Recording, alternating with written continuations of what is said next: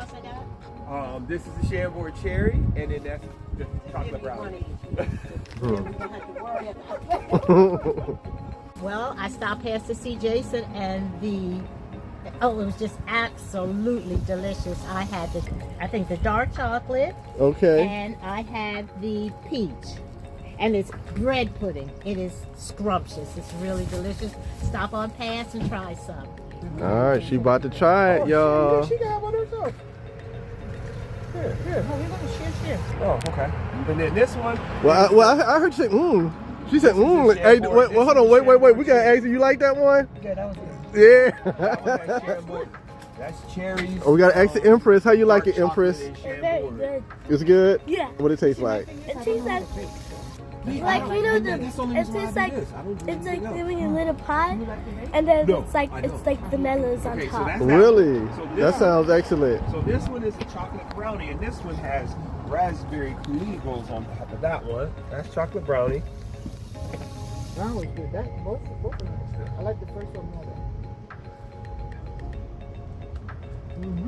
And that's the chocolate brownie, and that's the raspberry coulis. And then this one can take like this dark chocolate can take the raspberry coulis too. I'll let you try that with the raspberry one. What up, good people, and you bad people too? It is me, the MATTWOODS, and I'm at the farmers market today on Elm Street with Jason Roller. How you doing, Jason Roller? I'm doing fantastic. Glad to be here today. Yes. So this is your first Northside Farmers Market? Yeah. I'm also at the Thrive Market down at the public library on the second Thursday and the fourth Thursday of every month. And I saw Mr. Converse, and he invited me to come on out. So I'm excited to be at Commonwealth as well. Okay, cool. So what do you have here? So I have some gourmet bread pudding. So for years I've been making it, and my wife has been telling me, you know what, you need to sell it. And so I have 3 different types of gourmet bread puddings here. So I have a candied peaches and raisin, and it has it's topped with creme glaze. I have a brownie based one that's topped with a raspberry coulis, where I make my own cooked down raspberries. The third one is Chambord and cherries. I soak tart cherries in Chambord, and I use a really good dark Belgian chocolate. And then I got my hands on some good organic carrots, so I made some carrot cake muffins this time around. So, and then that's topped with creme glaze as well, which is a simple vanilla cream sauce, man. I try to keep it elegant and do something a little bit different, because some people say, oh, I hate bread pudding, but this is just not your grandma's bread pudding. Some grandmas make good bread pudding, but some not so much. Okay, so now this bread pudding recipe, is this your grandma's recipe, or is this your original recipe? No, this is me, man. This is me taking, with my, just trial and error, with me and my wife doing certain things over the years, and just cooking, and just, my time as a chef, and that's what I've come up with. So what inspired you to do bread pudding?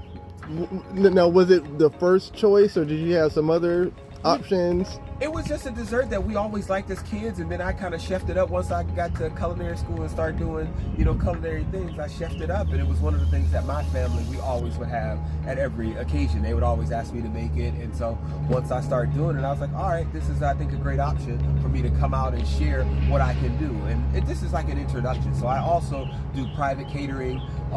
I do teach safety and sanitation classes as well. So this is just a great way for me to come out, meet folks, and introduce myself to the market.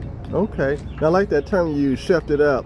So speaking of being a chef, when did you start? What inspired you to become a chef? Started in culinary is, if all y'all know, my last name is Roller. If y'all grew up in Youngstown, my dad, right around the corner here on Madison Avenue, like literally a stone's throw away from where I'm standing right now, my dad had Roller's Place for over 20 years. So I've been around food my entire life. So this is just sort of a natural progression for me to come and be in this field. So okay, and Roller's Place, was that what kind of? It was a family style restaurant. You come in cafeteria style. You come. Trust me, it was a place for everybody to come on Sundays. Everybody came, knew where Roller's Place was rocking out on Fridays, or come and get your breakfast. So it was definitely a community hang spot for the black community in Youngstown when my dad had it open. Okay. So did you grow up helping them run it and work there and stuff? Most certainly. I was the opening dishwasher. When he opened up, I was most certainly in there washing dishes on a daily basis, and just being around the business, yeah, for sure. Okay. So was your dad kind of your inspiration to start cooking? Yeah, but my mom really though, like a lot of people don't know, my mom was the one who did the cooking. My dad, he did it as a job, and that's when he ran Roller's Place. But my mom, trust me, was the true inventive cook and the person who got my juices flowing on the culinary side for sure. Okay, well it sounds like your parents inspired you, because now your wife, you say that you guys got into the cooking business together. You do cooking together, or no? Oh, okay. My wife would find that quite funny, but no, my wife is in philanthropy. My wife does something totally different. She is here to support me. Okay. Of course, along the way, actually, she was here earlier helping me set this tent up or get set up. Of course, she's by my side, but nah, cooking. My wife is on the side. She works with the Ween Foundation in Warren, so okay. That's what she does. Okay, sounds good.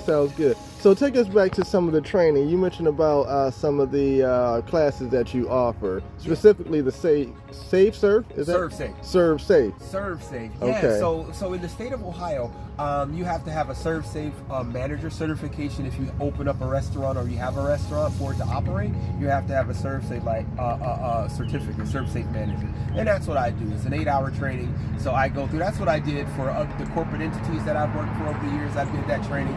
So I'm doing it on my own. So I offer an 8-hour course to get you certified in safety practices. I teach safety and sanitation, safe food handling, and safe food practices. I also teach Serve Safe alcohol, so if you wanted to work in a bar or a restaurant, I can get you certified for that. And then I also do the Ohio Manager certification as well. So I do training, teach classes, I do it all.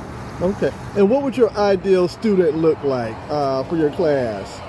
Someone, maybe a chef who wants to advance their career, to take it to the next level. If you go in with a Serve Safe Manager certification, that most certainly helps you with your getting a job or taking it to the next level. They know that you're serious.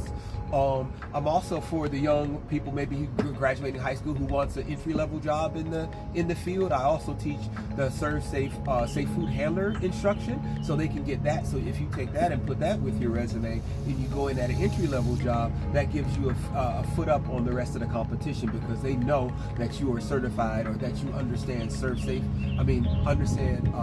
handling principles, and that gives you a leg up on the competition for sure.